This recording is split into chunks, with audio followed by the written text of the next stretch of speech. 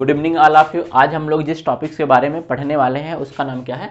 Blood clotting. Blood clotting के बारे में आज हम लोग पढ़ेंगे। तो ब्लड क्लॉटिंग का जब भी कभी हम लोग को चोट लगती है तो हमारा ब्लड क्या होता है? लीक करता है। नहीं, ब्लड क्या होता है? बाहर आता है, लेकिन थोड़ी देर बाद क्या होता है? हम लोग देखते हैं ब्लड क्या होता है? जम जाता है।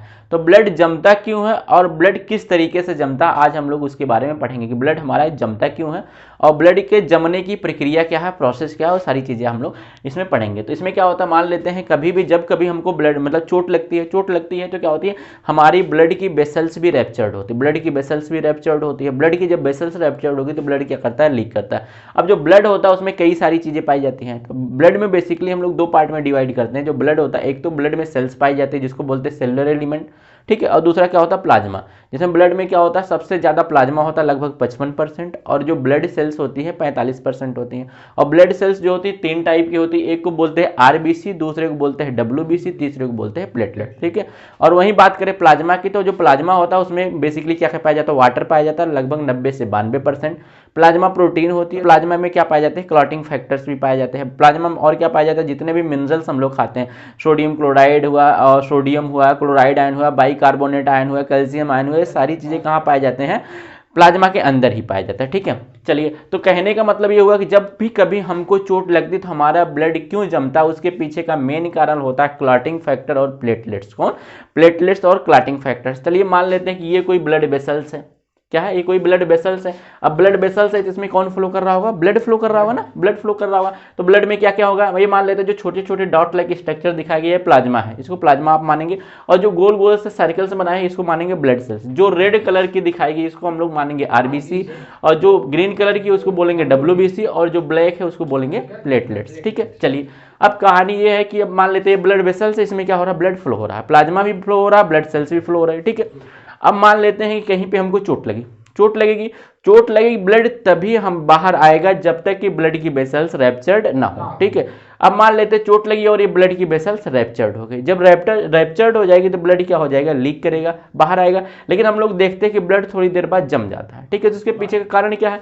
कारण ये है कि जो ब्लड वेसल्स होती हैं उसमें तीन लेयर पाई जाती है। जो बाहर वाली लेयर होती है उसको बोलते हैं ट्यूनिका एक्सटर्ना, बीच वाली लेयर को बोलते हैं ट्यूनिका मीडिया, और अंदर वाली जो लेयर होती है उसको बोलते हैं ट्यूनिका इंटरना, ठीक है। चलिए, ठीक। जो अंदर वाली लेयर होती है वो जिसको बोलते हैं, बीच वाली जो लेयर होती है उसको बोलते हैं ट्यूनिका मीडिया। ट्यूनिका मीडिया में कोलेजन प्रोटीन ज्यादा मात्रा में पाया जाता है। क्या पाया जाता है? कोलेजन प्रोटीन पाई जाती है और फाइबर, लेकिन ये फाइब्रस प्रोटीन होता है। कौन सा प्रोटीन होता है? फाइब्रस प्रोटीन होता है, ठीक है। तो जैसे चोट लगी यहाँ पे, ये क्या हुआ? ब्लड वेसल्स रैप्चर हो गई। Blood vessels rapture, collagen protein अंदर थी, अभी ओपन हो जाएगी। क्या हो जाएगी? ओपन हो जाएगी। जैसे ओपन होगी अब यहां से ब्लड तो बाहर आ ही रहा है, ठीक है। अब कहानी ये, कोलेजन प्रोटीन की ये प्रॉपर्टी है कि ये प्लेटलेट्स के साथ एसोसिएट कर जाती है। क्या करती है? प्लेटलेट्स के साथ एसोसिएट, मतलब प्लेटलेट्स के साथ बाइंड कर जाती है, ठीक है। तो ये क्या हुआ? यहाँ से प्लेटलेट्स जा रहा था तो कोलेजन प्रोटीन क्या करेगी? प्लेटलेट्स को चिपका लेगी। जब प्लेटलेट्स को चिपकाने लगी तो प्लेटलेट्स क्या हो जाएगी? आपस में एक्यूमुलेट कर जाएगा। एक्यूमुलेट कर गया तो यहाँ पे क्या हुआ? ये जो ब्लैक कलर का प्लेटलेट्स यहाँ पे क्या हुआ? ब्लैक प्लेटलेट्स क्या हुआ? कोलेजन प्रोटीन के साथ एक्यूमुलेट करके प्लग बनाया, ठीक है, प्लग बनाया। लेकिन कहानी ये है कि ब्लड क्या होता है? तेजी से फ्लो होता है तो प्रेशर ज्यादा होता है। प्रेशर ज्यादा होने की वजह से ये जो प्लग बना हुआ ये टूट भी सकता है, ठीक है, टूट सकता है। तो कहानी ये है कि जब यहाँ पे इंजर्ड ये ब्लड वेसल्स, मतलब ये ब्लड वेसल्स और जो प्लेटलेट्स है ये क्या करते हैं? कुछ फैक्टर्स रिलीज करते हैं। जो फैक्टर्स प्लेटलेट्स रिलीज करता है उसको बोलते हैं इंट्रिंसिक फैक्टर्स, और जो फैक्टर्स ये ब्लड वेसल्स यानी इंजर्ड पार्ट रिलीज करता है उसको बोलते हैं एक्सट्रिंसिक फैक्टर, ठीक है। और ये क्या करते हैं? आगे जा करके ये जो जो फाइब्रिनोजन प्लाज्मा प्रोटीन्स होता है उसको एक थ्रेड में कन्वर्ट कर देते हैं जिसको बोलते हैं फाइब्रिन। और ये फाइब्रिन क्या करती है? इसी जो प्लेटलेट्स होती है इसी के ऊपर आकर के चिपक जाती है, और चिपक करके एक नेटवर्क बना लेती है। क्या बना लेती है? थ्रेड लाइक नेटवर्क बना लेती है, और जिससे इसको मजबूती मिल जाती है। और जिसकी वजह से क्या होता है? आगे जब ब्लड की वेसल्स आएंगी यानी आरबीसी या ब्लड वेसल्स आएगी यानी ब्लड सेल्स आएगी, ये क्या करेगी? आगे जाने नहीं देगी और क्या हो जाएगी? ये ब्लड क्लॉट कर जाता है, ठीक है। चलिए, ये तो प्रक्रिया हुई कि मतलब ब्लड क्लॉट क्यों करता है। तो ब्लड क्लॉट करने के पीछे का मेन कारण कौन है? प्लेटलेट्स है, क्लॉटिंग फैक्टर्स और कोलेजन प्रोटीन है, ठीक है। अब बात कर लेते हैं ब्लड क्लॉट कैसे करता है, नहीं मैकेनिज्म के बारे में देखेंगे। तो इधर देखेंगे एक मैकेनिज्म के बारे में पढ़ने से पहले एक छोटी सी प्रोसेस होती है जिसको बोलते हैं कैस्केड प्रोसेस। कैस्केड मीन्स होता है झरना, झरने जैसी मतलब एक प्रोसेस होती है जिसको बोलते हैं कैस्केड प्रोसेस। और कैस्केड प्रोसेस थ्रू हम लोग समझेंगे कि ब्लड क्लॉट कैसे करता है, ठीक है। मान लेते हैं ये पार्ट है जो इंजर्ड हुआ है, ये मान लेते हैं कौन सा पार्ट है? इंजर्ड टिश्यू है, ठीक, इंजर्ड हुआ तो यहाँ से प्लेटलेट्स भी तो बाहर निकलेगी और प्लेटलेट्स क्या किया यहाँ पे चिपक गई है ना, कोलेजन प्रोटीन ने क्या किया प्लेटलेट्स को चिपका लिया है, तो एडेशन कर लिया है। एडेसिव क्योंकि यहाँ पे कौन सा फोर्स लगता है, एडेसिव फोर्स। आप जानते हैं एक दो टाइप के फोर्स होते हैं, एक को बोलते हैं कोहेसिव फोर्स, एक को बोलते हैं एडेसिव फोर्स। ठीक है, कोहेसिव फोर्स बोलते हैं ससंजक बल, मतलब दो समान मालिक्यूल्स के बीच में जो फोर्स लगता है उसको बोलते हैं ससंजक या कोहेसिव फोर्स, और जो विपरीत मालिक्यूल्स के बीच में लगता है उसको बोलते हैं असंजक बल या एडेसिव फोर्स। ठीक है, तो यहाँ पे जो फोर्स वर्क करता है वो कौन सा फोर्स होता है, एडेसिव फोर्स होता है। ठीक है, अब क्या होगा, ये इंजर्ड टिश्यू और प्लेटलेट्स आपस में क्या करेंगे, बाइंड कर जाएंगे, और यहाँ से जो फैक्टर्स यानी इंजर्ड टिश्यू के थ्रू जो फैक्टर्स रिलीज किए जाते हैं उसको बोलते हैं इंट्रिंसिक फैक्टर्स, और प्लेटलेट्स के थ्रू जो फैक्टर्स रिलीज होते हैं उसको बोलते हैं इंट्रिंसिक फैक्टर्स। ये फैक्टर्स कुछ होते नहीं प्लाज्मा, यानी ये क्लॉटिंग फैक्टर्स ही होते हैं। कौन से होते हैं, क्लॉटिंग फैक्टर्स होते हैं, लेकिन ये क्या करता है, इसको इनिशिएट करवा देता है, शुरुआत करवा देता है। ठीक है, आगे जाकर के ये जो प्लेटलेट्स होता है, सॉरी इंट्रिंसिक फैक्टर्स क्या होता है, एक एंजाइम्स बनाता है, और इंट्रिंसिक फैक्टर्स जिस एंजाइम्स का फॉर्मेशन करता है उसको बोलते हैं एंडोथ्रोम्बोप्लास्टिन। क्या बोलते हैं, एंडोथ्रोम्बोप्लास्टिन। और वहीं पे बात कर जो एक्सट्रिंसिक फैक्टर्स होता है जिस एंजाइम्स का फॉर्मेशन करता है उसको बोलते हैं एक्सोथ्रोम्बोप्लास्टिन। और ये एक्सोथ्रोम्बोप्लास्टिन एंडोथ्रोम्बोप्लास्टिन दोनों को मिलाकर कॉमनली हम लोग बोलते हैं थ्रोम्बोप्लास्टिन। क्या बोलते हैं, थ्रोम्बोप्लास्टिन। ये जो थ्रोम्बोप्लास्टिन एंजाइम्स है तो ये क्या करता है, आगे जाकर के एंजाइम कॉम्प्लेक्स बनाता है। क्या बनाता है, एंजाइम कॉम्प्लेक्स बनाता है, जिसको बोलते हैं थ्रोम्बोकाइनेज। क्या बोलते हैं, थ्रोम्बोकाइनेज बोलते हैं।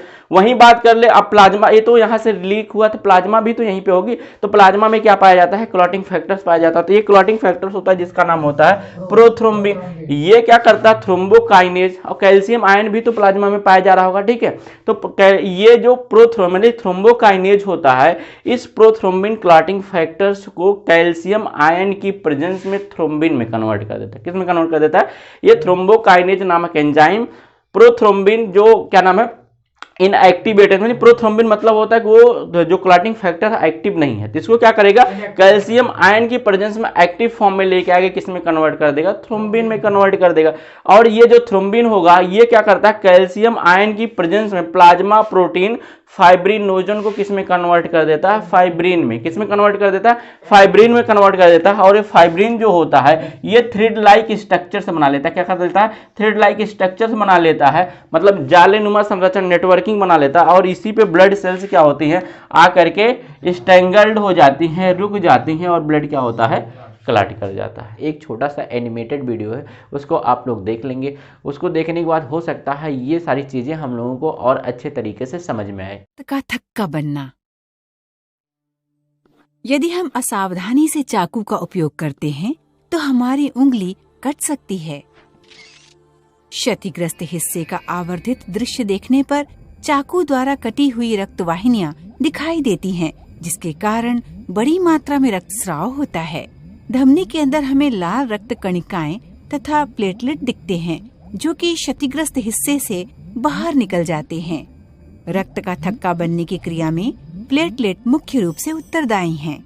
रक्त के प्लेटलेट विशेष पदार्थ मुक्त करते हैं, जिसे थ्रोम्बोप्लास्टिन कहते हैं। थ्रोम्बोप्लास्टिन तथा कैल्शियम आयन की उपस्थिति में रक्त का प्रोथ्रोम्बिन थ्रोम्बिन में रूपांतरित हो जाता है। ये थ्रोम्बिन फाइब्रिनोजन को फाइब्रिन में रूपांतरित करने वाला उत्प्रेरक है। फाइब्रिन के तंतु क्षतिग्रस्त हिस्से में जाते हैं।